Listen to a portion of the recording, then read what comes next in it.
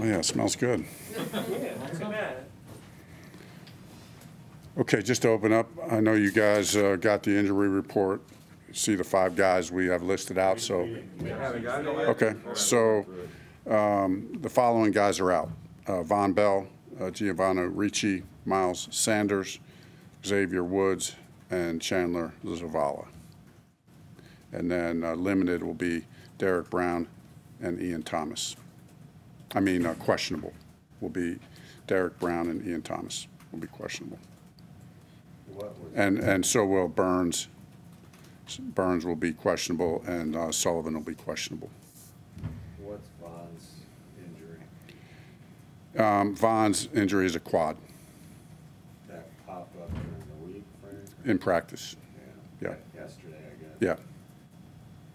How much of a challenge is that? I guess you get Dante back, but now kind of lose another in the secondary. Yeah, no, it's obviously losing a player like Vonn Bell is a big deal. You know, kind of his leadership, his playmaking ability, confident in our depth. You know, we'll have Sam Franklin will be continue to be back there. Matthias Farley will start at the other position, and then obviously Jamie Robinson will be, be a depth player there as well. So those guys have been getting lots of reps, ready to go.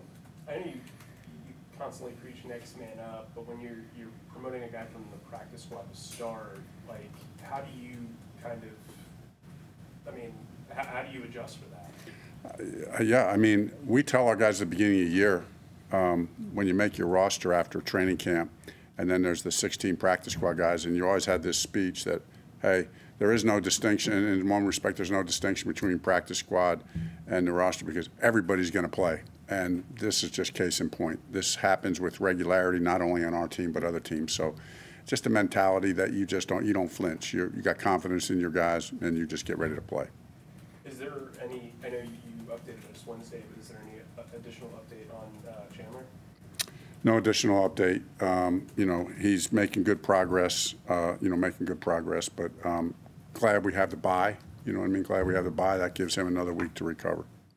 Do you look at Chuba as like every down right now, or do you going to move with this guy like a major role?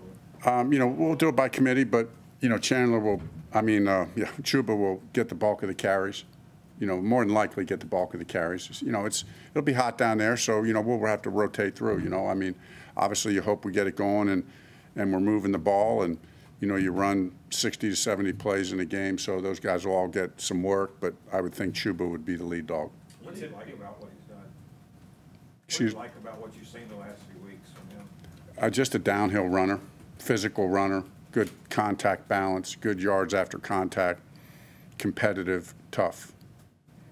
Frank, do you have kind of an idea of Miles? Is this just a week-to-week thing, or could this be a long-term? I don't think it's going to be long-term. I don't think it's going to be long-term. I think he made some good at the beginning of the week, wasn't sure. I think he made some good progress.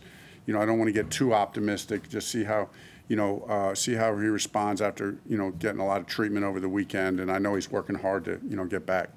Would you expect to see Raheem Blackshear active? Yes. Yes. Do you think that you would tap into the practice squad with Tariq or Jay Sean at all? At some point, we'll look at all those options. We're excited about Tariq. He's, still working to get back fully healthy, but, excited about his continued, excited about him being here. With Sullivan questionable, obviously coming off IR, is there like a part of you that says, hey, let's just wait for the bye and then get him up to speed, or is this something that you feel like you need that extra tight end with Gio out? We'll see. We'll see how it plays out over the next 24 hours. Just kind of assessing, a couple things in the situation. But, we just told him this week, just get ready. Get ready like you're playing. I will say this: he had a good week of practice. He had a good week of practice, and if we do need to call him up, he'll be ready. Frank, the challenges of facing a really good passing team without 3 starting defensive backs again.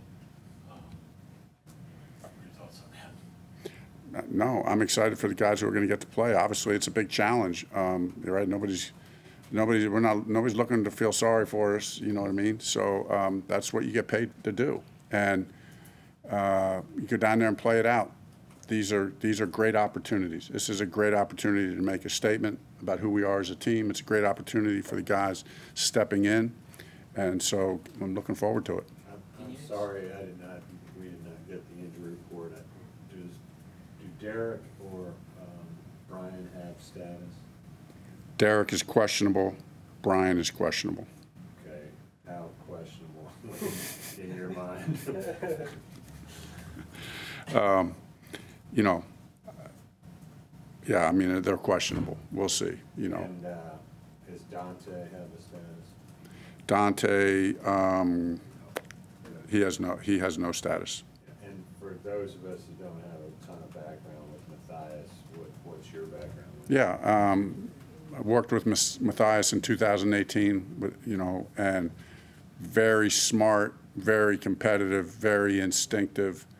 You know, he's a guy who you could call him up off the street and give him the playbook, and in 24 hours he's going to have it mastered. And so he's played a lot of football, been in a lot of different systems, so he's adapted well and learned our system very quickly.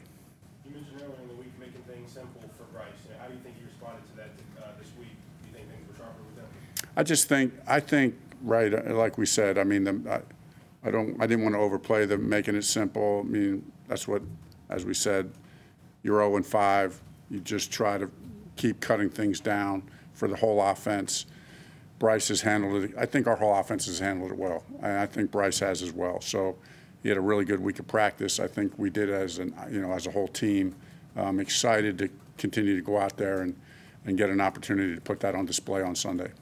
Mike, one more, Coach? Yeah, I guess from the standpoint of how important is this game, especially going into the bye week? Obviously, the win is really important, but going into this bye week and maybe starting something, like, is there a message into that? Like, hey, you get the win and then you can kind of regroup? Yeah, I mean, this is, sure, the bye week brings a certain dynamic, but as far as us as coaches and players, you know, it's the 1 week increment. So in that respect, in my mind, this is just the next game. It's just the next game. Bye afterwards, not bye afterwards. We got to go in 0-0. We got to go in with the mindset that we got to put on tape good football in all 3 phases. So let's go into this game, play good football in all 3 phases, and see how that plays out. We have not done that to the degree that we want to yet. We've done it in stretches, in phases, but we need to do it as a team. And so this would be a great opportunity for us to do that this week. All right, thank you. Let's go. Okay, thank you.